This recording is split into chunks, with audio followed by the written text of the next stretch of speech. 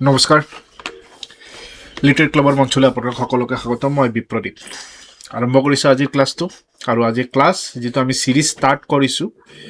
আগন্তুক ADRE 2026 কাৰণে আগন্তুক ADRE 2026 টাৰ্গেট কৰি লিটাৰেট ক্লাবে ম্যাথছ ৰিজনিংৰ কমপ্লিট দায়িত্ব লোৱাকে আৰম্ভ কৰিছে ক্লাसेस আপোনালোকে যদি চেনেলটো এতিয়ালৈকে সাবস্ক্ৰাইব কৰা নাই যদি মোৰ কন্টেন্টটো পাই আছে তেনে চেনেলটো সাবস্ক্ৰাইব কৰিব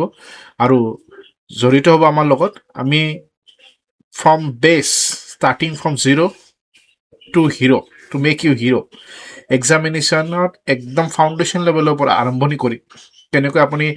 এডভান্স লেভেললৈ যাব পাৰে ম্যাথছ আৰু ৰিজনিংৰ গোটেইখিনি দায়িত্ব লিটাৰেট ক্লাবে ল'ব লিটাৰেট ক্লাবৰ লগত আপোনালোকে থাকিব আৰু বিগত ভিডিঅ'বোৰত আমি পাৰ্চেন্টেজৰ কনসেপ্ট কিছুমান প্ৰিভিয়াস ইয়াৰ কনসেপ্ট ডিসকাশন কৰিছো এই গোটেইবোৰক লৈ যিবোৰ আমাৰ ক্লাছ ষ্টাৰ্ট হ'ল আজি তাকে আমি কন্টিনিউ কৰিম আগবঢ়াই লৈ যাম আজি ভিডিঅ'টোত আমি কিছুমান ইম্পৰ্টেন্ট MCQ ডিসকাশন কৰিম MCQ আমাৰ অলৰেডি ক্লাसेस বোৰ হৈ গল আমাৰ প্ৰিভিয়াস যিমানবোৰ ক্লাছ আছিল তাতে আমি কনসেপ্ট ওভাৰভিউ কৰি ললো কনসেপ্ট আমি দেখালো কনসেপ্ট কেনেকৈ আপুনি সলভ কৰিব পাৰে আৰু আজিৰ পৰা আমি MCQ সলভিং স্টাৰ্ট কৰিম MCQ সলভিংত আপোনালোকে চাব এককটা মেথছক আমি বিভিন্ন ধৰণৰ ট্ৰিক্স লম লগতে আমি ইয়াক বিতংভাৱে সলভ কৰিম যেটো আমি ট্ৰেডিশনাল মেথডছ স্কুল লাইফত শিকি আহো লগতে ইয়াক আমি কেনেকৈ এক্সামিনেশন কম সময়ত ল'ব পাৰো ইয়াকো আমি টাৰ্গেট কৰিম এই মেথড বিলাকো আমি ইয়াতে চাম তো ভাল লাগিলে নিশ্চয় থাকিব আমাৰ লগত আৰম্ভণি কৰিলো আজি প্ৰথমটো ক্লাছ আজি প্ৰথমটো ভিডিঅ' প্ৰথমটো কোৱেশ্চন লৈ যাও আৰু সকলে যিমান পাৰে ভিডিঅ'টো অলপ শেয়াৰ কৰিম সো আজি প্ৰথমটো যেটো কোৱেশ্চন আছিল The price of sugar increases by 25%. By what percent must consume reduce to keep the expenditure constant? Sugar price 25% বাঢ়ি গল এতিয়া কলে যে কনজাম্পশন টু কিমান কমাই দিলে এক্সপেন্ডিচাৰ টু লেভেলত থাকিব এই ধৰণৰ কোৱেশ্চন যদি আহে আপোনালোকে এটা কনসেপ্ট মই দি আছো Suppose কোনবা এটা এৰিয়াত consumption increase বা decreasing ratio to all x% আৰু ইয়াৰ যদি increase হয় ইয়াক reduce কৰিব লাগিব মানে constant like expenditure to constant কথা হয় কেতিয়াবা decrease হৈ যায় decrease হলেও একেখিনি ফৰ্মুলা আপোনালোক ইউজ কৰিব পাৰিব জাস্ট খালি প্লাস অথবা মাইনাস আহিব তো ফৰ্মুলাটো কি হ'ব যদি x% বাঢ়িছে তেনেহলে তলত আমি 100 ৰ লগত x প্লাস কৰিম into যেহেতু পার্সেন্ট আছে এই পার্সেন্ট ইয়াতে নিলিখা কই মই 100 এইটো ফর্মুলা আমি ইউজ করি সো আই হোপ আপোনালোকে কনসেপ্টটা বুজিবলে আকৌ একবাৰ মই এক্সপ্লেইন কৰিলো x% বাঢ়িছে কাৰণে এই x টো আহিব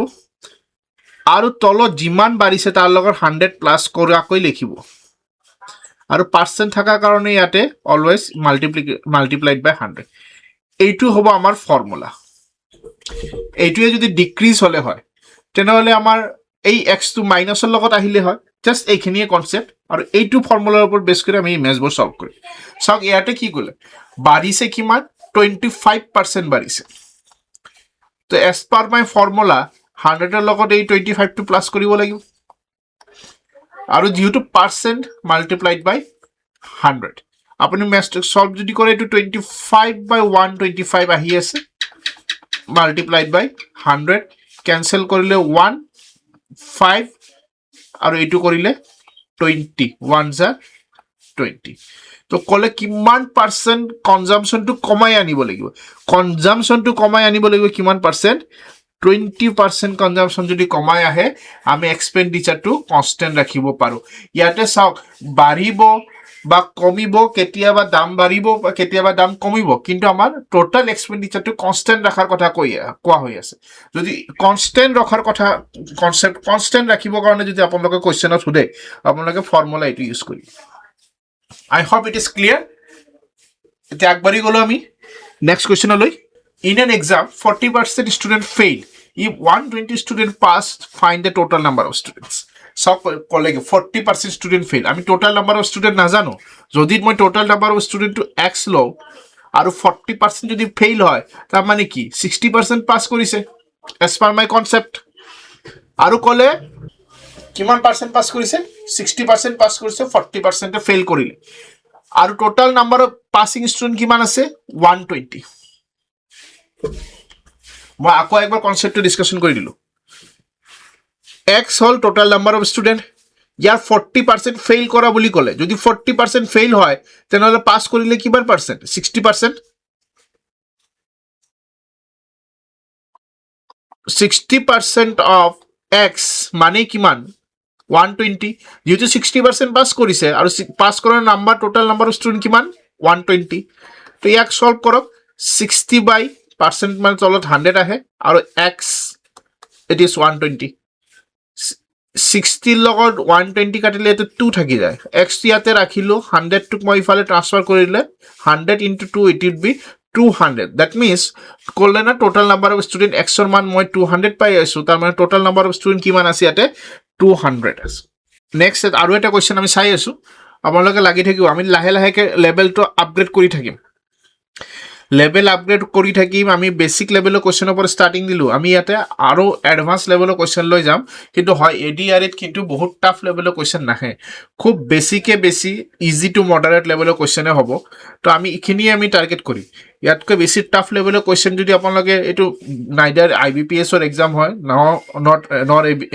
এসবিআই ৰ পিওৰ এক্সাম হয় এসএসসি সিজিএল ৰ নহয় ইয়াৰ কোৱেশ্চনৰ প্যাটাৰ্নটো as compared to those exams it would be little bit easy so আমি এক হেতু টার্গেট হেই কথাবৰ আমি কনসেপ্টৰ আমি মাথাত ৰাখিয়ে কামবোৰ কৰি থাকিম আমি ইয়াতে যিবোৰ কোৱেশ্চন সলভ কৰিম এবাৰ এডিআৰই এক্সামত আহিব পৰা কোৱেশ্চনবোৰ লবে মোস্ট প্ৰবাবল কোৱেশ্চন লয়ে এতিয়াতো এক্সাক্ট কোৱেশ্চনটো আপুনি ক'ব নোৱাৰে কিন্তু হয় অলমোস্ট এনেকুৱা টাইপৰ কোৱেশ্চনবিলাকে আপোনালোকে পাব আৰু ইয়াতে আমি লাহে লাহেকে আপগ্ৰেড কৰি থাকিম সক আৰু এটা question very easy salary of a person increased by 10% and then by 20%. Find total increase. ইয়াতে increase to দুইবাৰ হল কেতিয়াবা দুইবাৰ decrease তো হ'ব পাৰে কনসেপ্টটো বুজিবলৈ চেষ্টা কৰক কেতিয়াবা একবাৰ increase দ্বিতীয়বাৰ decrease হ'ব পাৰে এনেকুৱা ক্ষেত্ৰত আপোনালোকক মই এটা ফৰ্মুলা দি আছো প্ৰথমবাৰ যেটো increase হল x আৰু দ্বিতীয়বাৰ increase to y ধৰিলো ইনক্ৰিজ হলে প্লাস ইউজ কৰিব ইনক্ৰিজ আৰু যদি ডিক্ৰিজিং এৰ কথা হয় প্লাসৰ ঠাইত মাইনাস ইউজ কৰিব বাস এইখিনিয়ে কনসেপ্ট প্লাস xy by 100 কনসেপ্টটো বুজিবলৈ চাই ইয়াতে নেট ইনক্রিজ বা নেট চেঞ্জ মই লিখি ললো ফার্স্ট টাইম ও ইনক্রিজ হল x বুলি ধৰি ললো পজিটিভত সেকেন্ড টাইম ও ইনক্ৰিজ হৈছে তো প্লাস থাৰ্ড টাইমত এটি প্লাসৰ লগত কি হ'ব এই নাম্বাৰ দুটা প্ৰডাক্টক divided by 100 this should be your formula একেখিনি ক্ষেত্ৰত যদি ডিক্ৰিজ হলে হয় প্ৰথমত সাপোজ x ডিক্ৰিজ হলে এটো মাইনাস x ইউজ কৰিলো হয় plus y two suppose second time increase হলে এনেকুৱা ক্ষেত্ৰত মই x two minus xy by 100 এইটো হৈ যাব ফর্মুলা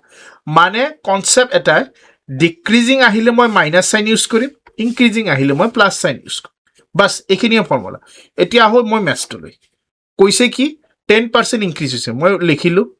প্লাস ইনক্রিজ মানে প্লাসত লিখিম দেন 20% ইনক্রিজ হল প্লাস নেক্সট কি xy আছিল xy ঠাইত এটা 10 আৰু 20 আহিব বাই 100 0 0 0 0 cancel 10 plus 20 30 plus 2 it would be your 32 কলে না find the total increase কিমান percent total increase আহিলে total salary 32% increase আহিলে hope it is clear first time 10% increase হৈছে মই 10 লিখিলো প্লাসত যেহেতু increase হৈছে মই প্লাসত লিখিম second time 20% increase হৈছে মই 22 লিখিলো third time at mon formula as per formula ki asile x into y product of that two number so product of that two number divided by 100 cancellation 32% okay done bolok akbol a number is decreased by 30% and then increased by 30% ekekhini question ebar first time decrease hole second time increase hole find net effect ekekhini question ebar first time net change let's find একে formula একে concept use কৰিম আমি first time decrease হল মানে -30 plus second time increase হ'ল next as per formula product of that two number product কি আছিলে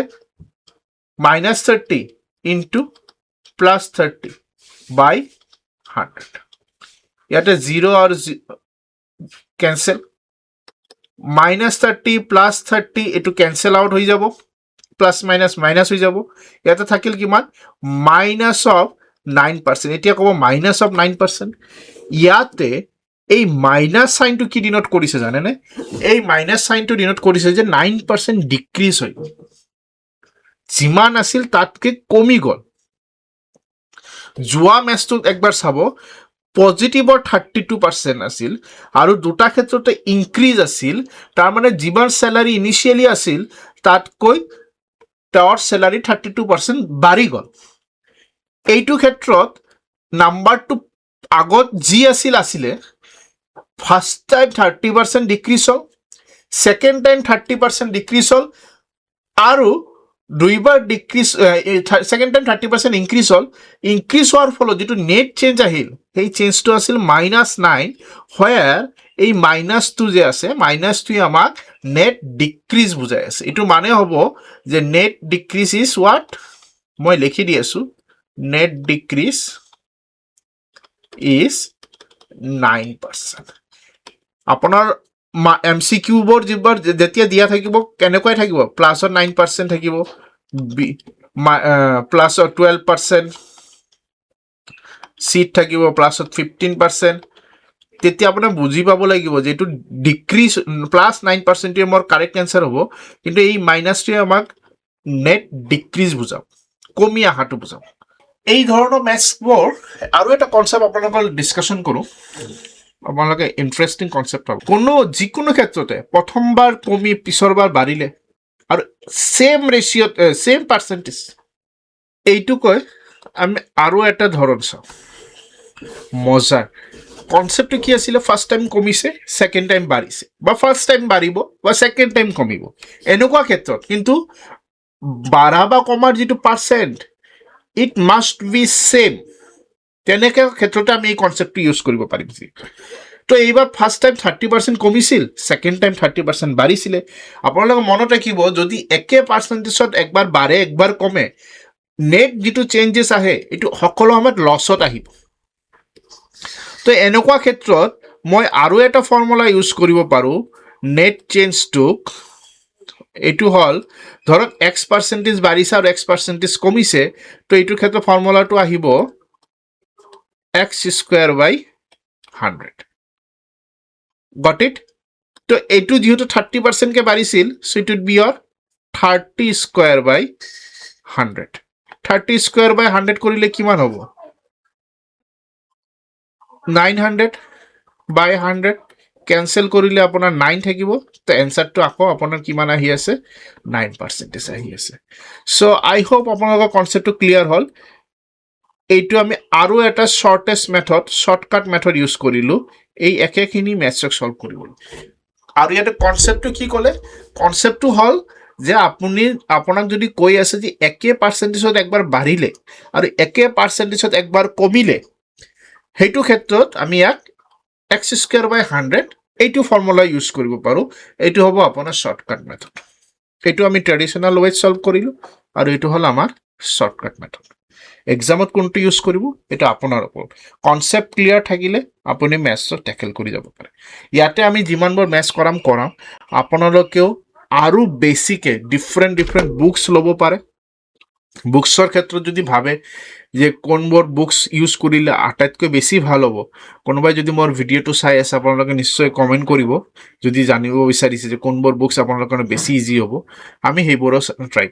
suggest কৰিম কোন কিতাপবোৰ বেছি ইউজফুল হয় কম্পিটিটিভ এক্সামৰ কাৰণে next A is 20% more than B B is what percent less than A আমি তো এর ভ্যালু না জানো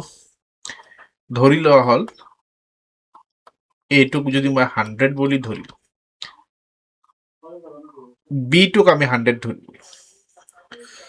ভ্যালু অফ A কি হ'ব A কৈছে 20% more than B B যদি 100 হয় ইয়াৰ 20% more মানে plus 20% of whom? This value of A, value of B, 100, 20 by 100 into 100, cancel out কৰিলে এইটো 120 থাকি আছে তো value of A পাই গলো আমি ইয়াতে কৈছে B to what percent less than A এর পরে কিমান পার্সেন্ট লেট তো লেস পার্সেন্টেজ টু কেনেকে ওলাম আমি as per our formula A to কিমান পার্সেন্টেজ বেশি আছিল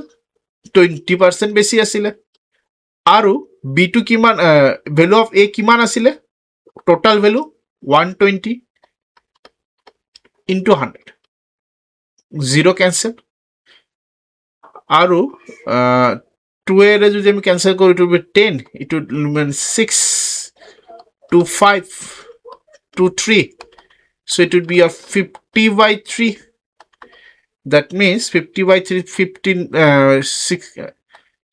16.67% আপোনালোকে ডিভাইড কৰিব এইটোৱে আহিব আনসাৰ সো হোপ আপোনালোকৰ কাৰণে কনসেপ্টটো ক্লিয়াৰ হ'ল নেক্সট ভিডিওত আমি আৰু কিছুমান MCQ ইউজ কৰিম আৰু প্ৰিভিয়াস ইয়াৰ আহা কোৱেশ্চনবোৰ ইউজ কৰিম ADRE মাত্ৰ দুটাই বিগত এক্সাম হ'ল তাতে বেছি মেথ নাছিলে তাও আমি গোটেই ADRE মেথছবোৰ কিছুমান মেথছ আমি অলৰেডি প্ৰিভিয়াস ইয়াৰৰ ডিসকাশন কৰিছো প্ৰিভিয়াস ভিডিঅ'বোৰত যদি চাই একবাৰ আপোনালোকে আমাৰ ভিডিও চ্যানেলটো একবাৰ সাৰ্চ কৰিব তাতে আমাৰ প্লেলিষ্টত সব গোটেই কেইটা ভিডিও আছে আৰু